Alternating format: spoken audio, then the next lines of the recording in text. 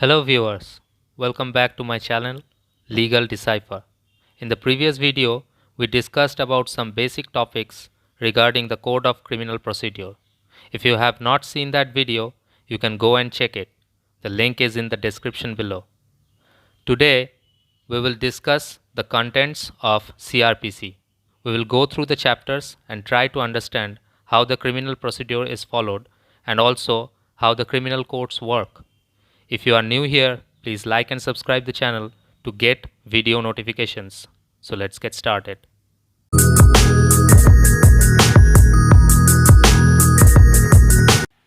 Now let us first concentrate on the short title of the code, which says it is an act to consolidate and amend the law relating to criminal procedure.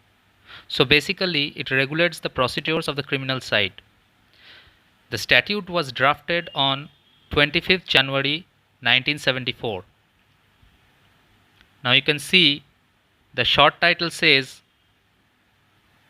this act may be called the Code of Criminal Procedure 1973 and it shall extend to the whole of India except the state of Jammu and Kashmir. Now we all know that after the scrapping of Article 370, all Indian statutes now have application over the Jammu and Ladakh Union territories.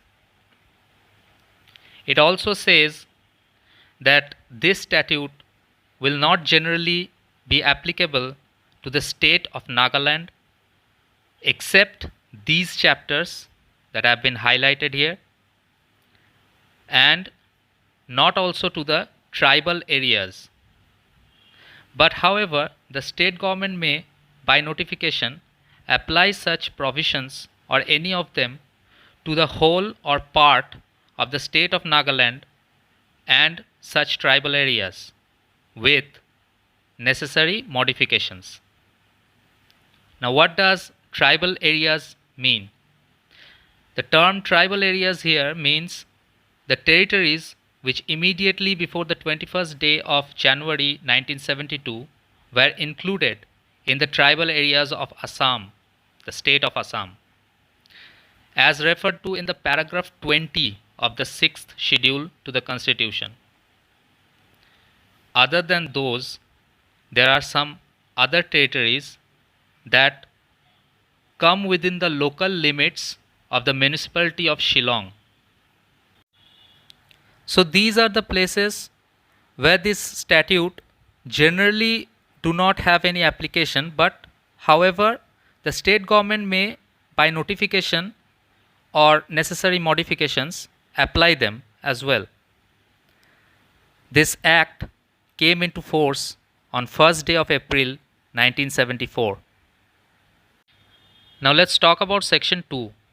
Section 2 deals with definitions.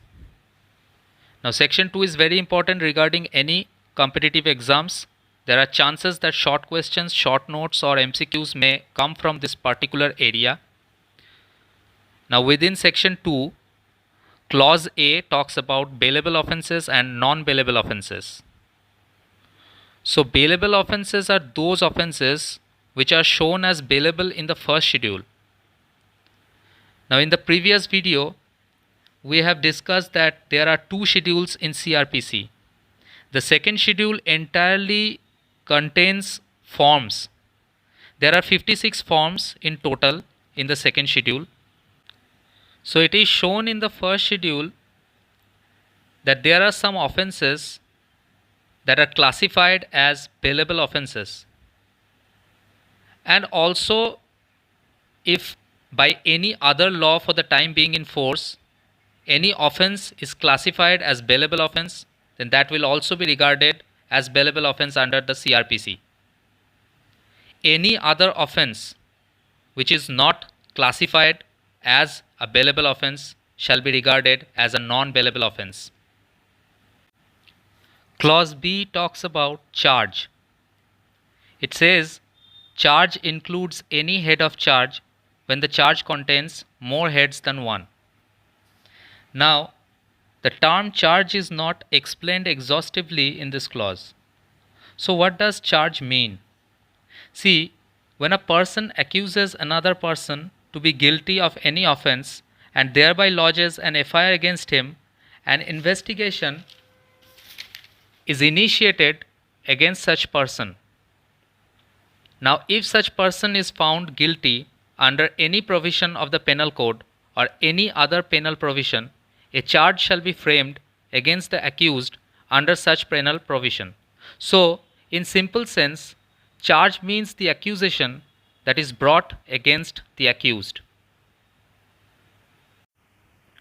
Clause C talks about cognizable offences. Now, in the previous video, we had a brief discussion about what is cognizable offence. It means an offence for which a police officer may arrest without warrant. Clause D talks about complaint. A complaint means any allegation. It may be made orally or in writing to a magistrate that some person, whether known or unknown, has committed an offence. The only exception of a complaint is a police report. A police report is not a complaint. However, if we read the explanation, it says a report made by a police officer in a case which discloses after investigation that there is a commission of a non-cognizable offence, then it shall be deemed to be a complaint. Such police report shall be deemed to be a complaint if it discloses the commission of a non-cognizable offence after investigation. And in this case, the police officer to whom such report is made shall be deemed to be the complainant himself. Now, clause E talks about high courts. According to the CRPC, a high court means the high court for a state in relation to any state. In relation to a union territory, it shall be the high court of a state which has jurisdiction over that particular union territory. For example, the High Court of Calcutta has jurisdiction over the union territories of Andaman and Nicobar Islands.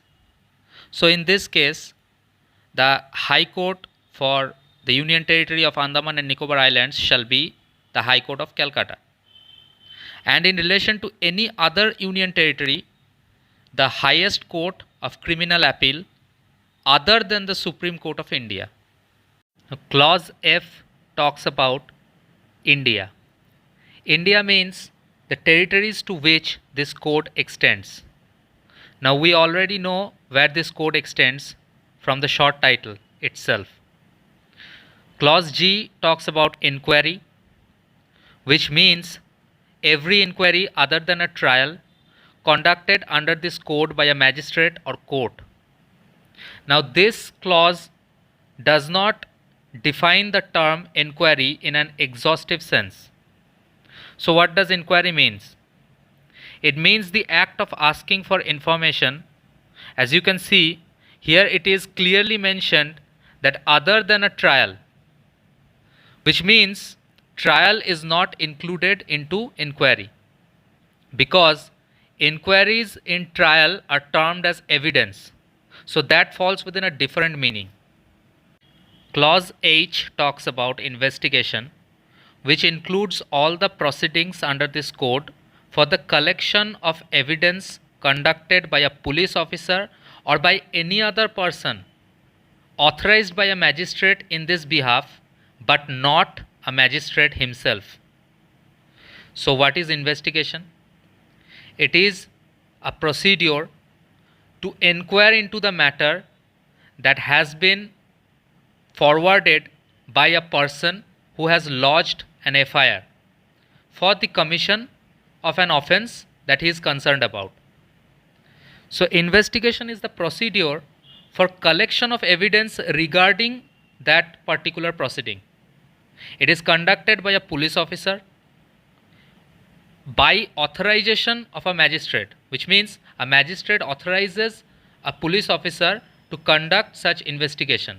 But the magistrate himself does not conduct the investigation. Now, clause I talks about judicial proceedings. Judicial proceedings include any proceedings in the course of which an evidence is or may be legally taken on oath. So, judicial proceedings are those proceedings where evidence is taken on oath.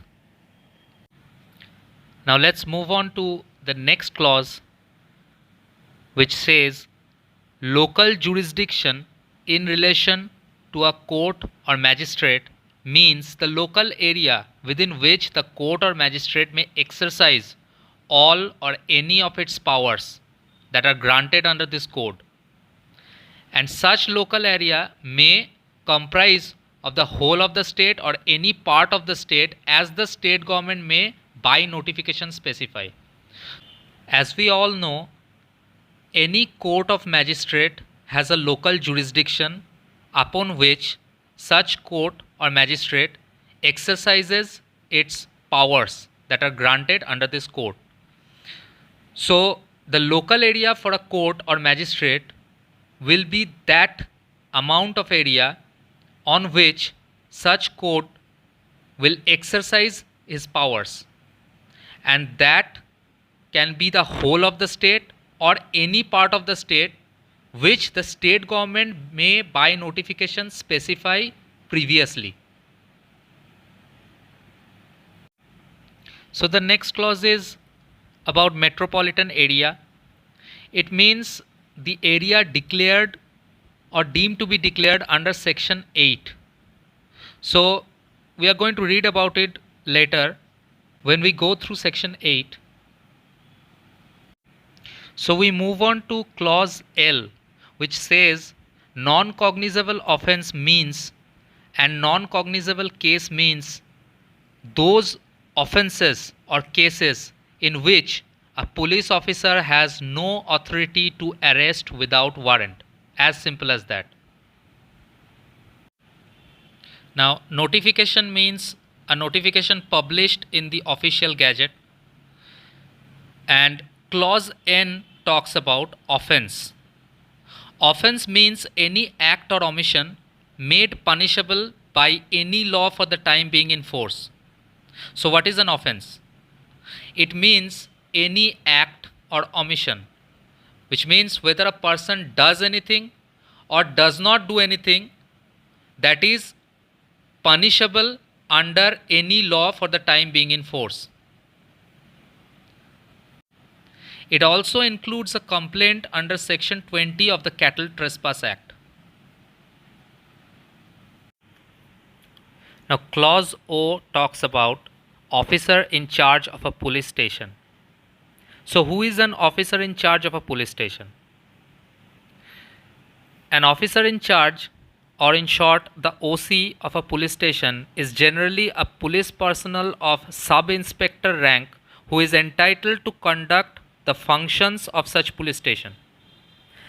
In this clause, it is said that it includes when the officer in charge of a police station is absent from the station house or unable from illness or other cause to perform his duty, the police officer present at the station house who is next in rank to such officer, and he shall be above the rank of a constable, or he may be a police personnel directed by the state government to function as an officer in charge. So who can be an OC? A police personnel of sub-inspector rank or any other police personnel next to his rank but above the rank of an constable, or any other police personnel directed by the state government. Now place includes a house, building, tent, vehicle and vessel. Pleader means any person who is authorized to practice in such court under any law for the time being in force, and it also includes any other person appointed with the permission of the court to act in such proceedings. Now, what is a police report? A police report, according to clause R, means a report forwarded by the police officer to a magistrate under subsection 2 of section 173. We will discuss more about it when we reach section 173. A police station means any post or place declared generally or specially by the state government to be a police station, and it includes any local area specified by the state government. Prescribed means anything that is prescribed by rules made under this code. Clause U talks about public prosecutor. Now, who is a public prosecutor? A public prosecutor is a person who is appointed under section 24, and it includes any person who is acting under the directions of a public prosecutor. So when we read section 24, we will talk about this. Now, subdivision means a subdivision of a district, and summons case mean a case relating to an offense and not being a warrant case. Now, clause WA talks about victim. So, who is a victim? A victim means a person who has suffered any loss or injury. Such loss and injury shall be caused by the reason of act or omission for which an accused person has been charged. So, when an accused person has done something or not done something for which a certain person is suffering any loss or injury, such person who has suffered such loss or injury shall be called the victim. And the expression victim shall also include his or her guardian or legal heir. Now, next is clause X, which talks about warrant case. Now, warrant case means a case which relates to an offense which is punishable with death, imprisonment for life, or imprisonment for a term exceeding 2 years. So, any case that deals with an offense, the punishment for which is more than 2 years, is known as a warrant case.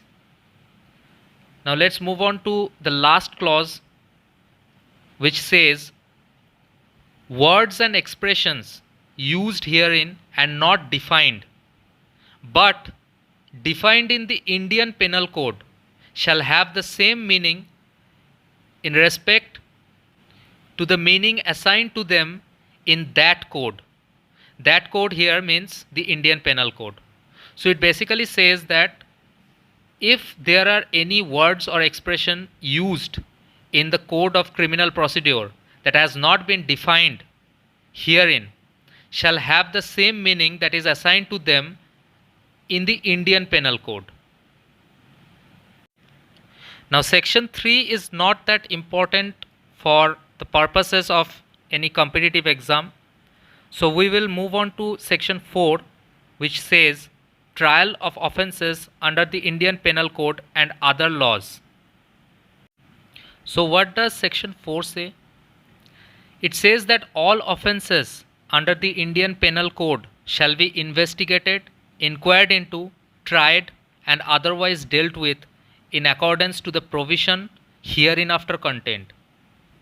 It means that criminal procedure code will be applicable in dealing with offences and their procedural parts for the Indian Penal Code, and clause 2 says all offences under any other law shall be investigated, inquired into, tried, and otherwise dealt with in accordance to the same provisions. So this section provides the power to investigate, inquire into, try, and otherwise deal with any criminal case under the Indian Penal Code or under any other law for the time being in force. Section 5 talks about the savings. Now, this is a savings clause. It says nothing contained in this code shall, in the absence of a specific provision, affect any special or local law for the time being in force, or any special jurisdiction or power conferred by such special law. So it basically says that the code of criminal procedure will not interfere with any special or local law or any other laws that have special jurisdiction or power. So that's all. If you like this video, then don't forget to smash the like button and subscribe to my channel. Thank you so much for watching this video.